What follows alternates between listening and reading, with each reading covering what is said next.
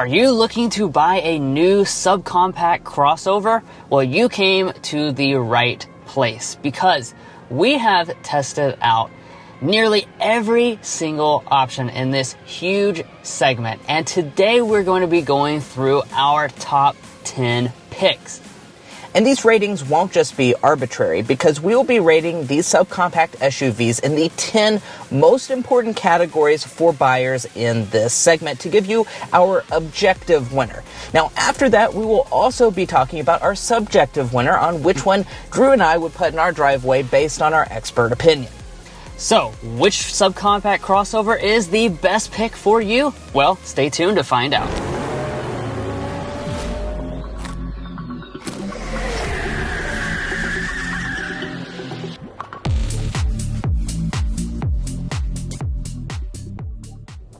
So before we get into evaluating it, we do want to talk about what our top 10 most important categories for SUV shoppers in this segment are objectively.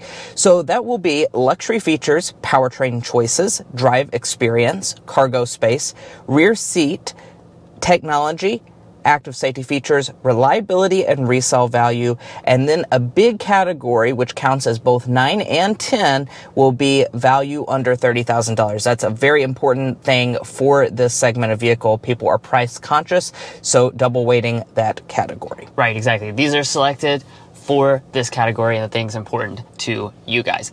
Now, each one of those categories will have a score 1 to 5, 1 being poor, 5 being exceptional, and then you've got everything in between.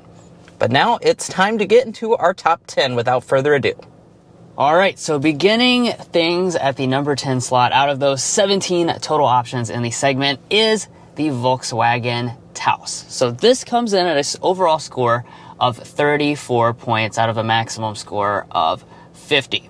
Now, what are the strong areas for the Volkswagen Taos? Well, the big thing that it got a 5 on is the luxury features. So this is a vehicle that you can really make feel like a class above. You can get premium features like a panoramic sunroof. Those are things you definitely don't expect to see in your average subcompact crossover. Other things is that you have your standard main active safety features, and you also have a very large rear seat.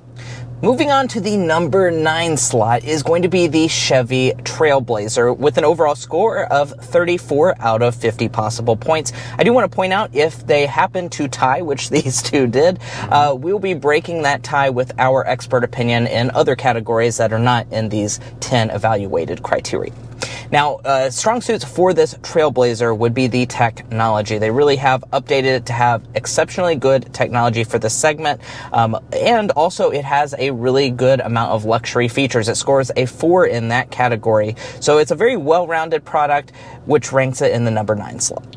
All right, moving on to our number 8 slot. This is going to belong to the Buick Envista. This is a new offering from the Buick brand, and our total score here is 35. The strongest areas of this Envista belong to technology. You basically get all the great technology standard across the board. The other thing is the fact that the value, guys, is off the charts. You can get a fully loaded Avenir or an ST model with basically all underneath the $30,000, and that's a very stylish thing as well. Yeah, very impressive product, which is why it ranks in the number 8 slot.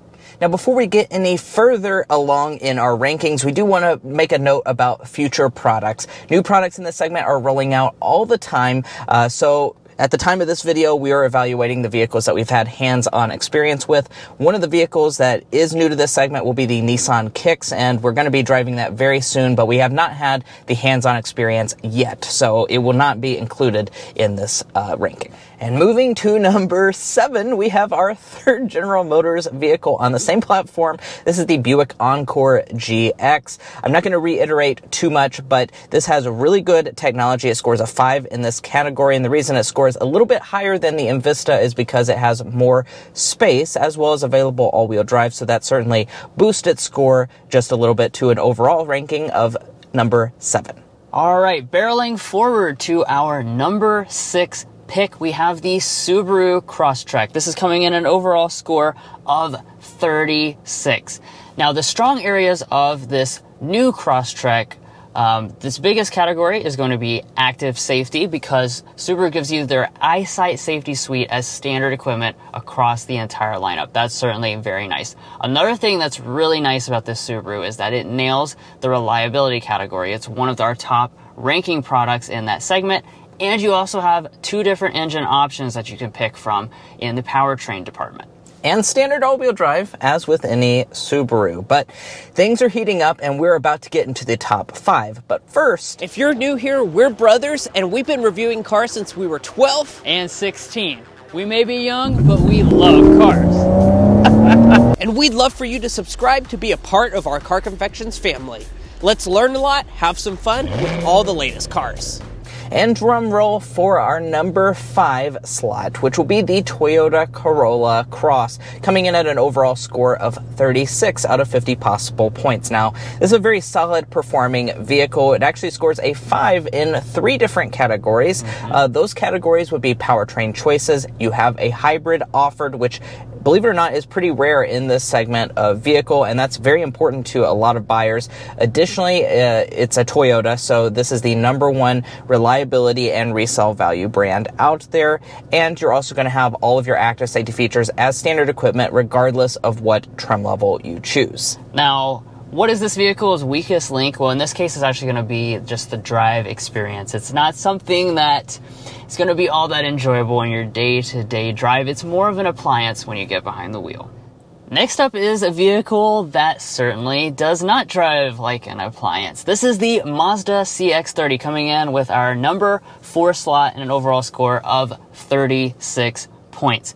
So this vehicle, obviously the driving experience is really off the charts. This is a fun to drive vehicle, but it also scored 5 in 3 additional categories. So luxury features, this is the most luxurious offering on this list in terms of the different features you can get inside the cabin. Powertrain choices, being that it offers a powerful turbocharged engine, which helps with that driving experience. And then the other thing is your active safety features. This is a model that includes all of them as standard equipment across the board. Now, why didn't it land a little higher on the list? Well, there is a fatal flaw to the CX-30, and that's space. So if space matters a lot to you, you certainly are going to not like that in the CX-30. The cargo capacity is the worst in the segment, and you do also have a very tight rear seat. Moving forward with number 3, that's going to be an all-new vehicle, the Chevy Trax. Now, this is a very compelling product in a lot of different ways, but the most compelling part of it is its value at $30,000. All the trim levels, as in all of them, can be had for under $25,000 as a starting point, and even with all the options, you're well under $30,000, which is why it gets a 10 in this category. Now, as far as other things worth pointing out, it is very good in technology. They're giving you a massive amount of technology as standard equipment, and you do also have a pretty good drive experience overall. It drives pretty nice. Right. Now, in terms of why this isn't, an overall winner here, well, that's going to come down to a couple things. First of all, to achieve that price point, there are going to be concessions made inside the cabin. Certain things are going to be cheap.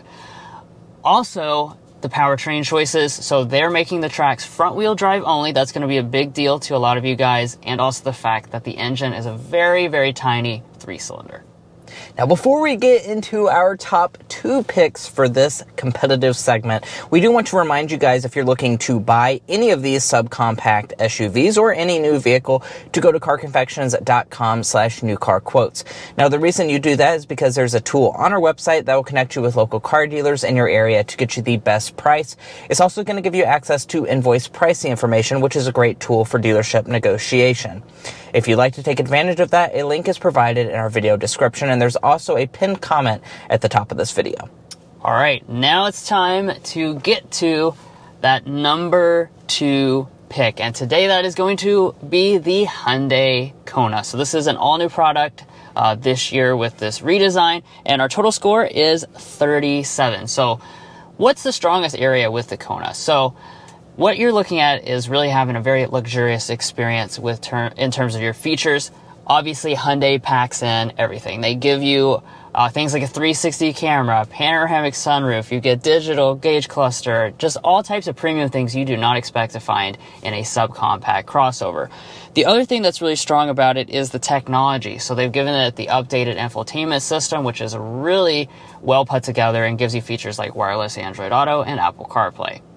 Now, on the weaker side for the Hyundai Kona is your reliability and resale value. It comes in at an average score of 3. Additionally, when it comes to your value at $30,000, they have raised the price quite a bit on this Hyundai Kona, so it didn't excel in this category. It just got an average score of 3 or 6 because it is doubled in this area. And drum roll, please, for our number 1 objective pick in this subcompact segment. That's going to be the Kia Seltos with an overall score of 38 out of 50 possible points. Now, this is a very solid all-around product. You can see that with the scores on the screen. It's pretty much scores a 4 or a 5 in most categories. So that's certainly why it's landed itself at the top of this list. As far as its best categories, that would be your overall luxury features that you can get on this product. You can get a lot of features, heated ventilated seats, all of the luxury that you're looking for in the segment will be present here in the Seltos. Right. It also gets a 4 in your powertrain choices because you got a couple different picks, including a more powerful engine option. Drive experience, it's quite pleasant to drive overall, good ride quality, things like that. It's nice and quiet inside. Cargo space, it's very spacious overall in terms of that. And then finally, that value under $30,000, that double weighted category, that's very important, and this really nails that because, as you expect, Kia does pack in a lot for a very compelling price point. Yeah, it's kind of worth noting that it's actually a little bit more compelling of a price point than the sibling Hyundai Kona, which is why it actually scores a little higher in that category. Right. Really, the only big objection that we have in this model is the fact that not every safety feature is going to be standard across the entire trim lineup. But now that we've seen our objective winners based on the categories that are most important to SUV shoppers in this segment, let's do something a little bit new. Drew and I want to tell you our subjective winners and which car we'd put in our driveway just based on our own priorities. So the car I would pick to put in my driveway would be the Mazda CX-30.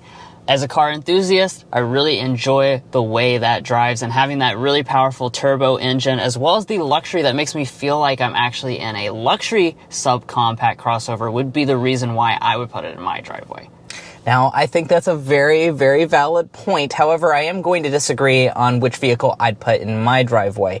I would actually pick the new Chevy Trax, and there's a couple reasons for that. It's a pretty solid performing vehicle, which is why it landed itself on number 3 on our list. However, I think the value is just something worth noting. You see that very rarely in any new vehicle on the market to have that level of value, and quite frankly, none of the options in this segment are going to pull my heartstrings too much, so I think I just save the money and get the cheaper alternative and get the Trax. And that's where we're going to leave off on this subcompact countdown video of our top 10 picks in this very competitive segment. Of course, I do want to remind you guys that based on your priorities, your winners may be different, especially when you look at the objective ratings. Now, I also want to point out that a lot of these vehicles came in very close in overall score, so keep in mind that the difference between a 36 and a 38 is not a ton. So do just keep that in mind as well. Yeah, this segment really is just so competitive. What do you want to pick? Make sure you go down below and actually tell us which one you would choose because we're really curious to see what you guys have to say. And while you're down there, that would be a great time to go ahead and press subscribe. As we talked about, we have been in all of the offerings in this segment, so you can find reviews of all of these models on our channel so you can learn all the details specifically about everything you want to know with this subcompact crossover segment. Now, of course, thank you so much for watching. Thank you so much if you're a subscriber. We appreciate your support, and if you're not already a part of our family, do yourself a favor, hit that subscribe button. We'll catch you next time as we sample more of the latest automotive delicacies.